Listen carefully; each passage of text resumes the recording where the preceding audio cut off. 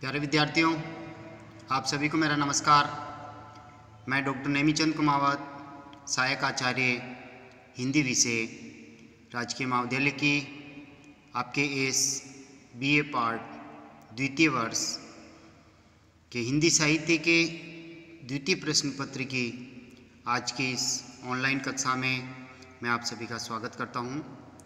प्यारे विद्यार्थियों, जो पिछली की हाल ही की जो 2-3 ऑनलाइन कक्षाएं हुई थी, जिसमें हमने रक्त ध्वज नाटक पर विस्तार से चर्चा की थी।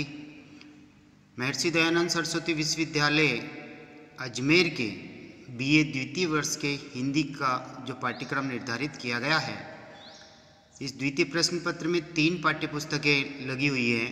एक पाठ्यपुस्तक है एकांकी संग्रह, जिसमें 6 एकांकियाँ संकलित हैं। दूसरी पाठ्यपुस्तक है निबंध संग्रह है, जिसमें 11 निबंध संकलित हैं। और तीसरी पाठ्यपुस्तक है नाटक रक्त ध्वज, जिसके रचनाकार डॉक्टर राजेंद्र मोहन भटनागर जी हैं। पिछले हाल ही की 2-3 ऑनलाइन कक्षाओं से हम रक्त ध्वज नाटक को पढ़ते आ रहे हैं, जिसमें रक्त ध्वज नाटक की मुख्य जो भूमिका लेखक के द्वारा जो लिखी गई थी, उस पर हमने विस्तार से चर्चा की। साथ ही रक्त ध्वज नाटक की जो मुख्य विषय वस्तु है, जो कथ्य है, जो कथानक हैं, उस पर भी हमने पिछली 2 ऑनलाइन कक्षाओं में विस्तार से चर्चा की थी।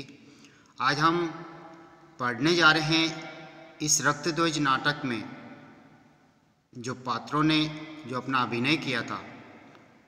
तो लेखक के द्वारा जिन जिन पात्रों की योजना की थी, कुछ पात्र ऐतिहासिक है और कुछ लेखक की कल्पना शक्ति की देन है।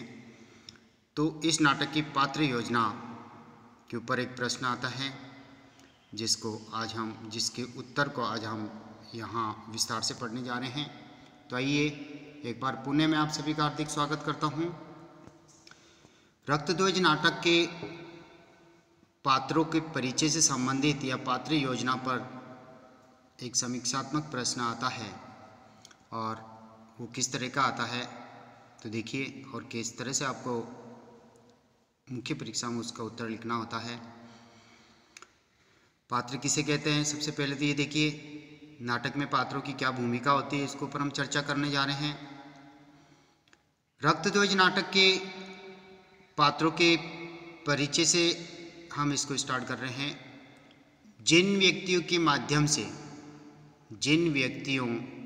माध्यम से नाटक की समग्र घटनाएं घटित होती हैं, तथा जो व्यक्ति विषय वस्तु यानी कथानक से जुड़कर नाटक की घटनाओं से प्रभावित होते हैं, वे नाटक के पात्र कहलाते हैं।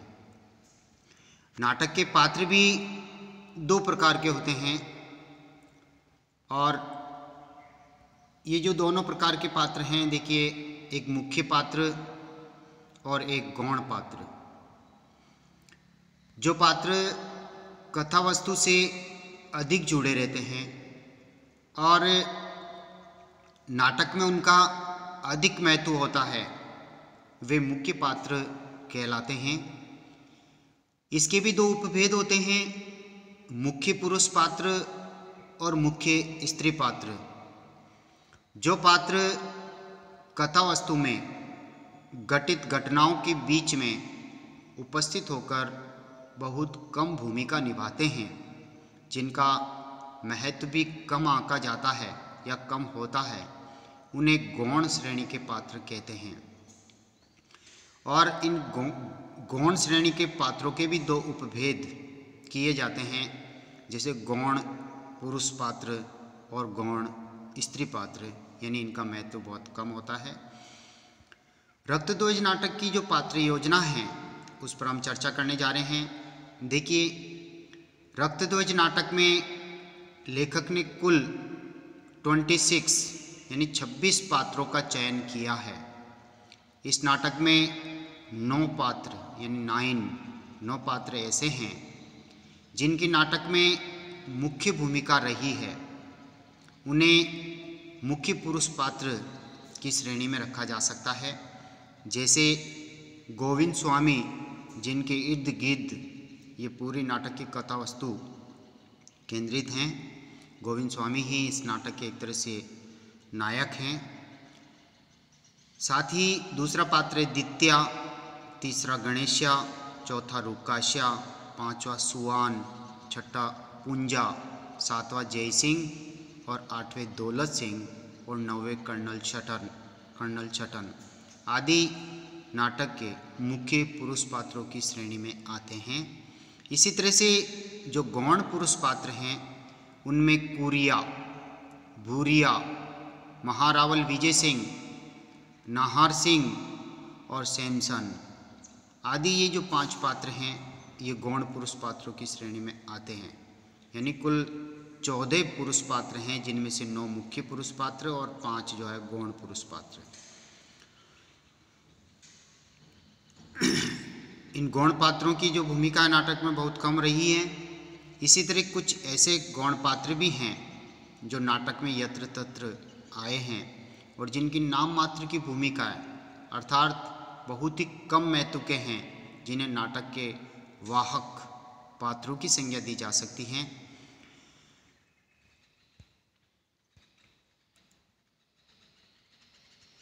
नाम मात्र के पात्रों में सौभाग सिंह, पहला सयाना, दूसरा सयाना, मंदिर का पुजारी, ढोलकिया, अहलकार, इलियट, कुछ व्यक्ति और जज, ये नाम मात्र के पात्रों में आते हैं जिनकी बहुत कम यानी नगण्य भूमिका होती है। इसी तरह से स्त्री पात्रों में राजमाता मुख्य स्त्री पात्र हैं। चीमी और सावंती ये दोनों गौण स्त्री पात्रों की श्रेणी में रखी जा सकती हैं। रक्तध्वज नाटक के पात्रों का जो चरित्र चित्रण है हम उस पर दृष्टिपात करने जा रहे हैं। देखिए, नाटक में पात्रों के संवाद, क्रियाकलाप, कथन, उपकथन आदि से पात्रों की चारित्रिक विशेषताओं का उद्घाटन होता है, प्रकाशन होता है। चारित्रिक विशेषताएं उभर कर सामने आती हैं, जिसमें पात्रों की अच्छाइयाँ, बुराइयाँ, गुण दोष आदि का उद्घाटन होता है, जिसे चरित्र चित्रण कहा जाता है। रक्तध्वज नाटक में चरित्र चित्रण की प्रत्यक्ष और अप्रत्यक्ष दोनों पद्धतियों का प्रयोग हुआ है। प्रत्यक्ष चरित्र का उद्घाटन पात्रों के आपसी संवाद और क्रियाकलापों से होता है, जबकि अप्रत्यक्ष चरित्र का उद्घाटन नाटककार और अन्य पात्रों के कथनों से होता है। एक नाटक प्राय 3 अंकों का होता है, जिसके प्रत्येक अंक में कई दृश्यों का संयोजन होता है। पात्रों की संख्या अधिक होने पर नाटक के कलेवर में प्रत्येक पात्र की कम भूमिका होती है। मुख्य कथा केंद्रीय पात्र के इर्द गिर्द गतिशील रहती है। रक्तध्वज नाटक में भी 3 अंक हैं, जिनमें कुल 13 दृश्यों का संयोजन है। यानी 3 अंक और 13 दृश्यों में ये नाटक विभाजित हैं। इस नाटक में कुल 26 पात्रों का चयन हुआ है, जिनमें 23 पुरुष पात्र हैं और इन पुरुष पात्रों में भी 9 मुख्य पुरुष पात्र उभरते हैं, अतः 5 गौण पुरुष पात्र भी हैं। शेष 9 नाटक के वाहक नाम मात्र के पात्र हैं। ये वाहक पात्र रंगमंच पर केवल 1 या 2 बार ही आकर अपना अभिनय करके विलुप्त हो जाते हैं, गायब हो जाते हैं। पुनः इनका रंगमंच पर आगमन नहीं होता है। इनका नाटक में संक्षेप में और संकेत मात्र ही चरित्रांकन हुआ है। मुख्य और गौण पुरुष पात्रों का चरित्र स्पष्ट और भव्य रूप में उभरा है। राजमाता, चीमी और सावंती आदि 3 स्त्री पात्रों का भी इस नाटक में जिनका चरित्र उभरता है विशेष महत्व रखता है। मुख्य पुरुष पात्रों की जो चारित्रिक विशेषताएं उभर कर आती हैं वो इस प्रकार हैं, जिसे मुख्य पुरुष पात्रों का चरित्र चित्र निम्नानुसार हम कर रहे हैं। पहले हैं गोविंद गिरी, जो इस नाटक के नायक की भूमिका में रहते हैं। ये रक्तध्वज नाटक की मुख्य भूमिका में नायक हैं। इन्हें आदिवासी भीलों का मसीहा और राष्ट्रीय चेतना का अग्रदूत कहा गया है। ये समाज सेवी हैं, समाज सुधारक हैं, सच्चे संत हैं, त्यागी, स्पष्ट वक्ता, सत्यवादी, अहिंसा प्रेमी, निर्भीक, अन्याय और अत्याचारों का विरोध ये करते हैं। इन्हीं के रूप में इनका चरित्र खुल करके पूर्णतया उभरा है। दूसरे पुरुष पात्रों के रूप में है दित्या। ये पात्र भील खेड़ा जो है गांव, उसका मुखिया है। इसका चरित्र एक खेड़े के शुभचिंतक के रूप में, सच्चे भक्त के रूप में, परम चतुर, दृढ़ प्रतिज्ञ और अशिक्षित, स्पष्ट वक्ता, वचन का पक्का, स्वामी भक्त और साहसी पुरुष पात्र के रूप में आदि विशेषताओं को लेकर के इनका चरित्र उद्घाटित हुआ है। तीसरे पुरुष पात्र की भूमिका में है सुवान। सुवान गोविंद गिरी का प्रिय शिष्य हैं। आरंभ में लेखक ने इसमें हीन भावना भी दर्शाई है, यानी रेखांकित की हैं। इसका मानना है कि हम तो ऊंची जाति वालों के पैर की जूती भी नहीं है।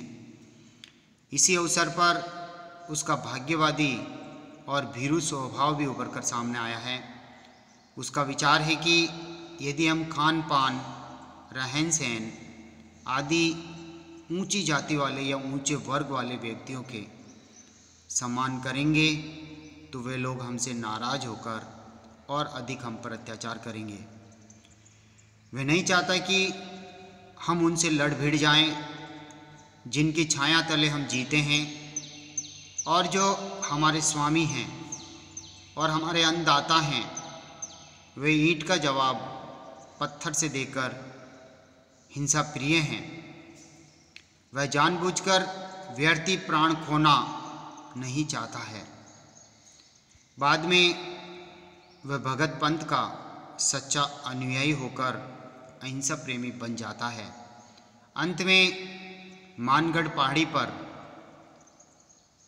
हत्यारों की गोली का शिकार होकर भील समाज के लिए अपना आत्म बलिदान दे देता है। सुवान जो पुरुष पात्र हैं, उसका चरित्र संगीत का प्रशंसक, हताश व्यक्ति, अपनी वर्तमान स्थिति से असंतुष्ट, भाग्यवादी और पुनर्जन्म में विश्वास करने वाला, साहसी, वचन पालक और स्वामी भक्त के रूप में चित्रित हुआ है। चौथे जो पुरुष पात्र के रूप में उभर कर आते हैं वह है रुकाश्या। यह भी गोविंद स्वामी का अनन्य भक्त हैं। वह वीतरागी और संत स्वभाव का हैं। ये भी परम भक्त और अहिंसा प्रेमी हैं। ये पुरुषार्थ में विश्वास करने वाला, आशावान, दृढ़ प्रतिज्ञ, परम संतोषी और मानव समानता का समर्थक करने वाला हैं। स्पष्ट वक्ता के रूप में, साथ ही अपने धर्म और आज़ादी के समर्थक के रूप में इसका चरित्र उभरता है। पांचवें पुरुष पात्र के रूप में सामने आते हैं गणेशा। ये पात्र भी गोविंद स्वामी का शिष्य हैं। इसका चरित्र विकासशील रूप में अंकित हुआ है। ये भाग्यवादी हैं और गोविंद स्वामी के संपर्क में आकर अहिंसा प्रेमी बन जाता है। ये भी ऊंची बिरादरी वालों से लड़ना पसंद नहीं करता है। ये स्वामी भक्त हैं और स्वामी के प्रति अटूट श्रद्धा भी रखता है। मानगढ़ पहाड़ी पर जब भारी हत्याकांड में लाशों का ढेर लग गया था, तब वह गोविंद स्वामी के लिए प्राण देने के लिए तैयार हो जाता है। किंतु गोविंद स्वामी उसे आदेश देते हैं कि तुम जो बच्चे हैं उनको संभालो, जो घायल पड़े हैं उनकी मदद करो। अंततः यथार्थ को समझने वाला, आज्ञापालक और सचेत बुद्धि वाले के रूप में गणेशा का चरित्र इस नाटक में रेखांकित हुआ है। अगले छठे पुरुष पात्र के रूप में है पूंजा। रक्तध्वज नाटक में पूंजा का विशेष महत्व है। वह गोविंद स्वामी का प्रिय शिष्य होकर भी बाद में उन्हीं के खिलाफ जाकर बयान दे देता है। सातवें पुरुष पात्र के रूप में जय सिंह। यह पात्र डूंगरपुर राज्य के एक प्रहरी के रूप में सामने आते हैं। वह विश्वासघात करके राज्य को फिरंगियों के नियंत्रण में करा देता है। अगले पुरुष पात्र के रूप में है दौलत सिंह, आठवें पुरुष पात्र। तो प्यारे विद्यार्थियों, आज की इस ऑनलाइन कक्षा को हम यहीं समाप्त करते हैं। इस रक्तध्वज नाटक की पात्र योजना पर हम विस्तार से आज की इस ऑनलाइन कक्षा में हमने चर्चा की है, और अगली जो ऑनलाइन कक्षा होगी उसमें भी हम इसी रक्तध्वज नाटक के शेष रहे पुरुष पात्र और स्त्री पात्रों की चारित्रिक उद्घाटन पर या चरित्र चित्रण पर हम विस्तार से चर्चा करेंगे। आज की इस ऑनलाइन कक्षा को हम यहीं समाप्त करने जा रहे हैं। आप सभी को बहुत बहुत धन्यवाद। जय हिंद, जय भारत।